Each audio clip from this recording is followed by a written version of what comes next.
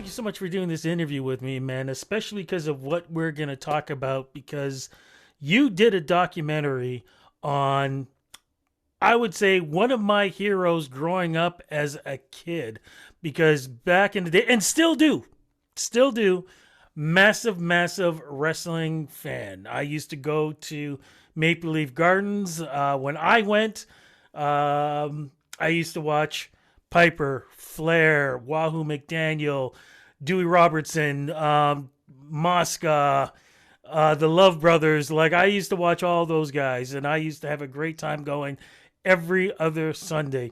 One of the guys I never had a chance to see live, but I did watch him on television, Maple Leaf Wrestling, CHCH, in the mornings, was a guy who was so flamboyant and such an original character. Captured my imagination every time I watched him. For folks who don't know what I'm talking about, who is this individual, please, and what is the documentary called? The man you're talking about is Sweet Daddy SIKI, and he is the man who brought bravado to wrestling. And he is one of the most incredible men I've ever met. His story is just beyond amazing, and he's the reason why so many massive people are stars today. Absolutely. You know, when I was growing up, I would say my two favorite, if I can use wrestlers of color, were Ernie Ladd and Sweet Daddy Siki. Ernie Ladd because he always had the thumb that he would jab in the neck, but Sweet Daddy Siki, I've never seen. First off, a black man with bleach blonde hair, having the cape. But the thing he did that nobody else did was he had the two mirrors. You know, the two mirrors, and I loved that. You put together a documentary on his life, and you know, this whole kayfabe thing, and to me, almost ruined wrestling when we got a chance to know some of the secrets. This is different because the secrets that you help reveal in this is extremely inspiring. Can you talk a little bit about where this whole documentary, how it all came about? Um, sure. I have some close friends that I grew up with who are they have a small wrestling promotion. They've had it for years since we were kids. Gian and Paige, and they came to me saying, "Hey, we have this idea for a doc. Would you be interested? You've done a bunch of, I had done a bunch of like Hollywood comedy stuff, and I had started getting into and music videos, for all the biggest artists in the world. But I started getting into documentary." And they came to me and they said, "Do you think this is something you'd be interested in?" And I went and I started researching, because I remember Sweet Daddy from his image from, television, from, like you said, like CHCH, for, Maple Leaf Wrestling and those places. And I was a wrestling fan too, and like have made it a case in my life to try and work with as many wrestlers as possible. So for me, like, and I got to work with some, I worked with Piper, I worked with Bret Hart before, like all sorts of people on the way, Diamond Dallas Page. But I remember Sweet Daddy just from his, like, his persona was huge, but I didn't know, I was still like in that younger age where he was kind of the generation passed by wrestlers that I looked up to. So I started doing some research on it, and I was like, this is insane, this man's story. And that's just what I could find online, and there wasn't very much about him online. There was only really what had been written by Greg from uh, what's the Canadian wrestling site that Greg runs? I can't remember the name of it. Anyways, Greg is one of our he was working with Paige and Gian on the movie, and he had been kind of tooling the story, and so I was like, yes, I want in.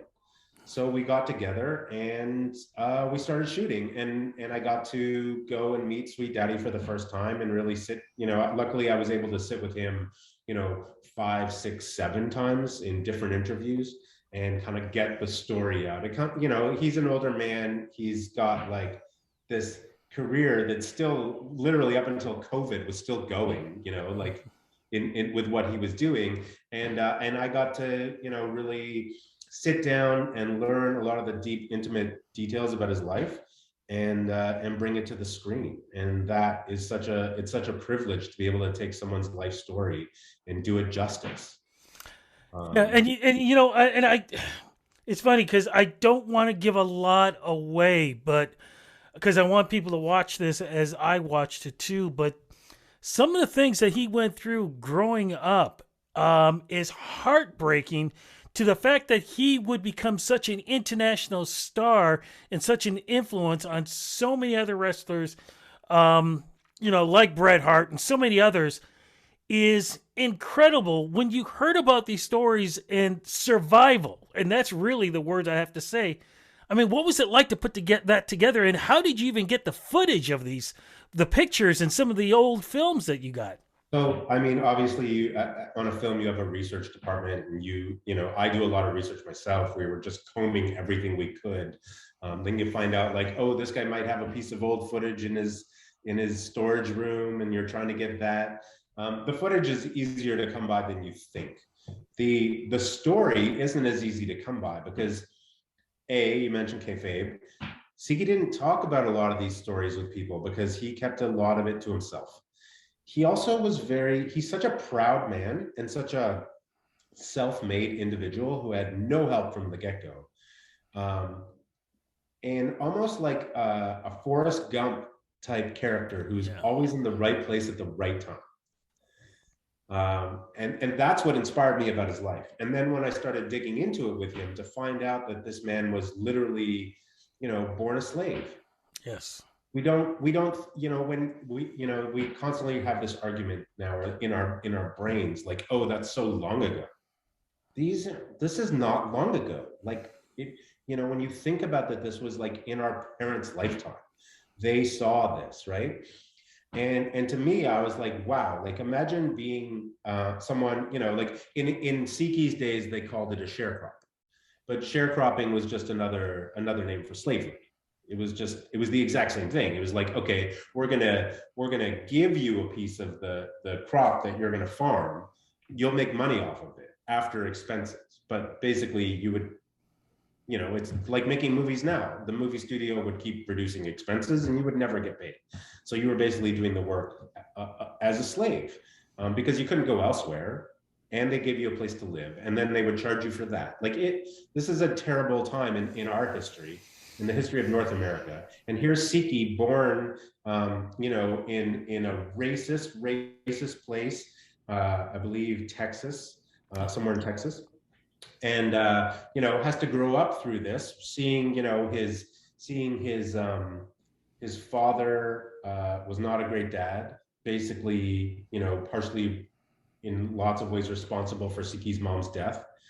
And then, him having family that were like, we're coming to get you, and to take them out of that situation and take them to California, which, was a different place back then as well. It was California was very segregated as well. California is not the big liberal, place that we think it is. Back in those days, it was no different. And for Siki to fight his way out of that world as well. So now he's fought two huge battles before he's even thought about getting in the ring. And for him to discover wrestling and say, that's what I want to do in a world where there weren't very many Black men wrestling. And the ones that were wrestling, they had to wrestle in a certain manner so that the crowds didn't want to kill them, Yeah. right? They always had to lose, Yeah. right? Can you? And again, let's go talk about like what you just talking about here, because I mean today people will watch black wrestlers and white wrestlers wrestle, and a black wrestler can win a championship, no big deal. Just to even take a swing at a white wrestler would get you killed. Yes. And that's, that I think to me is the bravest part of Siki's story, and the part that he washes over as it was nothing. But Sweet Daddy fought the first integrated matches in the world. So the first time a white man and a black man would wrestle in North Carolina, Sweet Daddy was there. The first time a black man and a white man would wrestle in Florida, Sweet Daddy was in that match.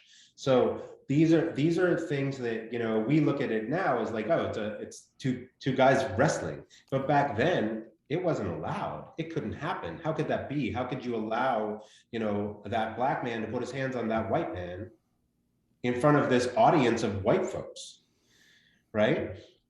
So when Sweet Daddy gets basically the story goes that Sweet Daddy met his mentor in California, who helped him move basically across the U.S. wrestling, and he was a great man. He was a white man, and he was a great man who saw the like talent and the skill and the tenacity in the character Sweet Daddy was building. This, you know, this black man who would take no shit from anyone and was like thought he was so beautiful. That whole idea is kind of taken from, you know, a cross between like things he learned from Muhammad Ali and Elvis, right? You know, the idea that I'm the prettiest and I'm going to look in my mirror and look how pretty I am, you know, has been copied since Sweet Daddy, right? We can name a ton of wrestlers who have played that same persona. So the fact that this man takes him across America with him, you know, wrestling with him at 1 minute, like not against him, but you know, they're wrestling together, and then they're going out for dinner in places where, you know, SIKI's not allowed to eat in the restaurant with them. Yeah. You know, go around to the back. And that doesn't deter SIKI, but also the guys that are with him, you know, consider SIKI a friend. They don't care that he's black. They don't care that he's, you know, in these places, they feel awful that he's having to deal with this. Now, at that point, they, you know, obviously were living in different times and they didn't have a way to change it, but some of them did. Some of them didn't eat in the restaurant with him, like didn't eat in the restaurant. They would eat in the car with him, you know, or prefer to go order where he ordered from. Which, you know, he tells a funny story in the film about, like, you know, they told him he couldn't be in the front of the restaurant, and he went around to the back of the restaurant where, you know, he had to order directly from like the kitchen, and it was all black guys cooking the food in the kitchen, right? He was like, wait a minute, like my brothers, you know, my black brothers are okay to cook your food, but like they can't eat the food. This makes zero sense, right? But you know, those were the times, and it was a mess of times. But he gets to New York City, and all of a sudden becomes one of the biggest stars in wrestling through Vince McMahon's father, who sees SIKI's rise, you know, to literally wrestling from like bottom of the card to like top of the card in Madison Square Gardens, and you know, feels like SIKI's going to be a champion one day. Like he's going to make it happen. He loves SIKI to a point. Yes. And this is the point, and this is where it kind of goes bad. Is SIKI? Oh, sorry. So he's wrestling top of the card, Maple Leaf Gardens, or Madison Square Gardens. Yep. And what happened is, so McMahon's dad owns New York and a few other territories, and then other wrestling promoters had other territories. So they would call each other up and say, "Who you got? I need someone to fight in my territory this week." So anyway, somebody called up McMahon, is the dad McMahon, not Vince McMahon, and said, "Hey, can you, you know, I need a wrestler." Anyways, he traded SIKI for someone else for a bit. So they sent him out to North Carolina, and SIKI was booked in a match, and it was the first integrated match in Greensboro, North Carolina. I believe it's Greensboro. I could be wrong about that. And this was the first time a black man was going to put his hands on a white man in front of a crowd of people. And this turned into a nightmare. The Ku Klux Klan, the local organization of the Ku Klux Klan, bought out the arena. They showed up hanging nooses from the ceiling, and they were going to kill him if he touched the white man. So imagine you know, and imagine being behind the curtain and knowing you have to go out there, right? And SIKI's just like, what are they going to do to me, right? They were ready to kill him, and he went out and did it. It's crazy because, you know, I remember before he passed away, Butch Reed talked about stories in dealing with the Klan when he was wrestling, and the fact that one of the reasons why he even carried a gun, and the clan was supposed to be coming after. He said, "Bring them on in. Bring them in. I'll deal with that." And and the fact also too, which I know you were going to go into, and I interrupted you, was the fact all these things are going on, and then of course, Sweet Daddy Siki has a relationship, or married to a white woman that makes it even tougher, not just on his career but his life as well. Now, what's amazing about this is that, Sweet Daddy is touring with wrestling, going to the different territories, match to match. They would do one match, they would drive to the next town, they would do a match, and somehow he starts moving through Canada, and he's in Toronto, and he meets a woman, and he falls in love, and he marries her, and he takes her back to New York, where at this point Siki is still climbing. He's a top card wrestler in New York City. And one day after the match, Vince McMahon Sr. invites him to, or one of his compatriots invites him to, you should come to the after party. And he shows up to the after party with his white wife, and everything changed. Yeah. And, this is the tail end of the 50s, beginning of the 60s. So interracial marriage is still legal in New York City until late into the 60s, I believe. And so all of a sudden people are looking at Siki different. And the people at the top of the organization are like, we can't have this. We can't be associated with this. And all of a sudden he's not at the top of the card anymore. He's getting pushed down and down and down. And the further down the card you are, the less you get paid. And they basically pushed him out of wrestling in America. They made it so he couldn't make a living. And when we talk about making a living, and something else that was going on, not just in the beginning of his career, but his life as well. People talk about how wrestling for Jerry Lawler in the Memphis area, you basically lost weight because you didn't make a lot of money, so you starved. What Sweet Daddy Siki went through, what was going on in Memphis, would have been like royalty, smorgasbord in eating, because Sweet Daddy, he actually literally starved. How he did what he did, and not being able to take proper, food in, and like it blows my mind when I hear about this. He was, I mean, he was really smart though, because he would always volunteer to drive. And basically the wrestler that drove got to be in charge of the money, kind of, because he needed the money for gas. So Siki was smarter than, the average wrestler, and would say like, hey, this is how much it costs to drive this many miles. And I'm going to pull over every time we hit 100 miles, and everyone's going to put in the pot for gas. He wasn't going to wait till later to get, for people to owe him gas money. He was getting it up front. He was a really smart man. But he would go on tours, and he, in the beginning, he would head down to Mexico, or he would head wherever. And then he would come back, and he would dig into the trash can of a local restaurant to find food. And the thing was that he was brought up that way, that his family had nothing. His dad was in jail, his mom was dead, his brothers and sisters were basically like, young kids taking care of each other, and like it was what you had was something rotting from someone's trash can that they would you would find, or a farmer would say like, well, this is no good, it's spoiled, here you go, and that's what they had to eat. So to him, he was living no different life than he had grown up. And I think that's probably was the preparation to, be so fluid with it, to be okay with it, was that he didn't know any different really until later on in life. When you talk about later on in life, that's the other thing I've always found incredible. This is the part where I always thought to myself that he reminded me, or that stage reminded me of what Joe Frazier did with Joe Frazier in the Knockouts, where Joe Frazier was singing and recording music. He did the same thing, but he did it with country music. And there isn't a person in my generation who doesn't know about Sweet Daddy Siki performing over in Parkdale. So Sweet Daddy, first of all, he loved country music.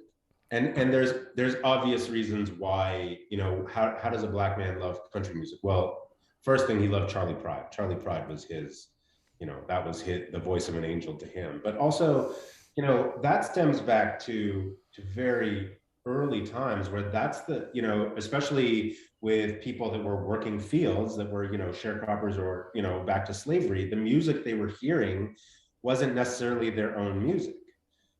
So, they would hear country music from the farmers or the people that, whose property they lived on. So like, it's easy to understand how someone would fall in love with the type of music if that's what kind of you were accustomed to.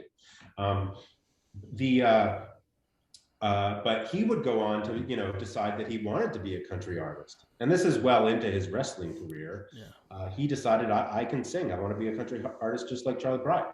So he would, go on to record 2 records. He would play all across Canada. So he would tour. He would wrestle one night and he would play country the next. And he had a following in both, which is really amazing. Where, I mentioned before kind of the Forrest Gump thing.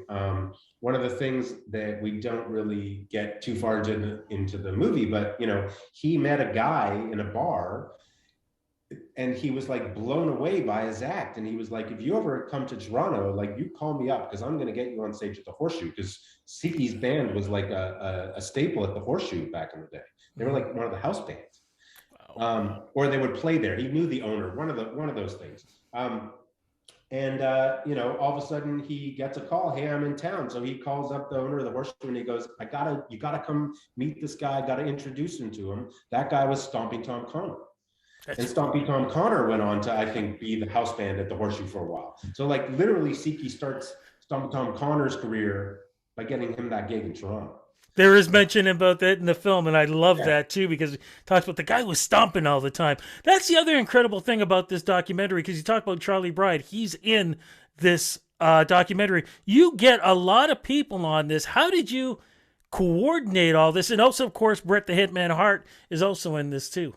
You get lucky sometimes. Sometimes you get lucky, and sometimes you get sometimes you travel, and sometimes like there's people in that movie that I'm so happy we got to interview, like Bruno Sammartino, no longer with us, and so a lot of people that we talk to aren't with us anymore, which is insane. Charlie Pride, we got very lucky. It happened to coincide, we were able to get them together in a place when Charlie was in Canada, and it just worked out.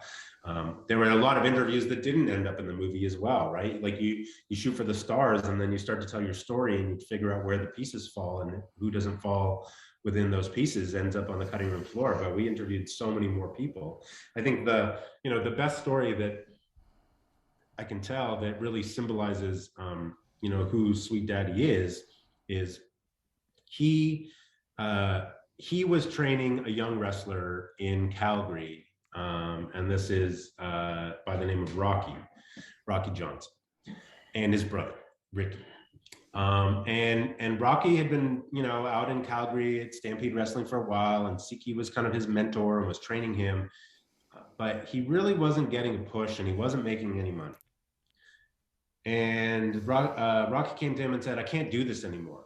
Like, I can't afford to live. Like, I'm going to go back out east and I'm going to get a job. Like, I'm going to go do whatever, be an electrician or a plumber or whatever. And SIKI literally sternly said to him, you're standing in line, wait your fucking turn. Like, your turn is coming. Don't leave. Just trust me. Just stay in line. So he listens to SIKI, he doesn't go. And within a couple of weeks, he gets a call from one of the WWF development territories out in Hawaii, and he gets pulled out to Hawaii to wrestle for the WWF. So in Hawaii, he meets a woman who's the daughter of the promoter in Hawaii, and they fall in love, and they have a child, and that child is The Rock. So Dwayne Johnson doesn't exist if SIKI says, yeah, you should go out back out east and get a job. You're not going to make it here. Right? SIKI is literally responsible for the birth of Dwayne The Rock Johnson. That's an incredible story. Is that, right? Incredible story. The other thing too is two of the biggest Canadians he helped train, and both became world champions. And we're talking about Edge and Christian. Yeah, Entris Stratus. Entris, yeah.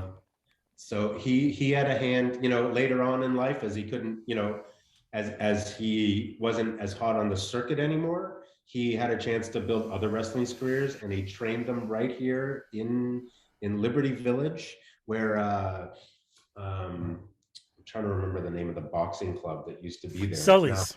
Sully's. At Yeah. Sully's gym, and they put an ad in the paper and like, hey, who wants to be a wrestler? If you want to be a wrestler and come train, you got to write an essay, blah, blah, blah. Edge wrote an essay, and they, you know, he got the win and got to be trained by SIKI, and that took him into, you know, being a huge star. Now a movie star and a wrestling star. I think he says in the movie that I think Christian still owes him money for training. Yeah. Uh, Yeah. I you love know, that. Oh my goodness. You know, if Sweet Daddy Siki was wrestling in this era at his prime, you think he would have finally gotten that chance to be world champion? I think so. I mean, the man had the body of Adonis. Like he was just a fit man, and not in like a modern day. You know, like wrestlers now are more like agile and maybe a bit like less bulk, more trim. He had bulk, but he was also agile, and he moved like no other. And I think Edge told us a story that like Siki would get in the ring training them. It wasn't like he was just do this, do that. And when he gave you a hit, you fucking felt it, right? Yeah. Yeah, Like because it they said wasn't, even he when he wasn't was playing like, around. yeah, they said even when in his 60s, he was saying that he could still go in the gym and move, like go in the Oh ring and yeah, move. yeah, yeah. He is just a powerful man. And to, you know, I think to me, there's such a, it was so important to tell this story, Yeah.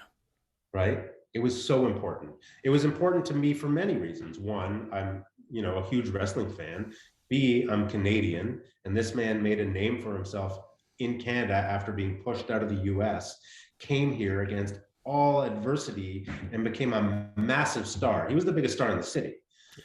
People would be like, who is that? And everyone would be like, that's Sweet Daddy Siki. Like, you know, he was bigger than football stars, hockey stars, you know, like Eddie Shack would talk about him when he would do interviews, right? He used to call himself Sweet Daddy Shacky after Siki, right? You know, we're talking about a guy who hung out with, you know, the creme de la creme, the rock stars of Canada, you know, in those days. He was more famous than them in many ways, and brought in busloads of people, and especially Black viewership into maybe a sport that wasn't considered, you know, a very Black arena. And I think that's really important. He broke down a lot of barriers.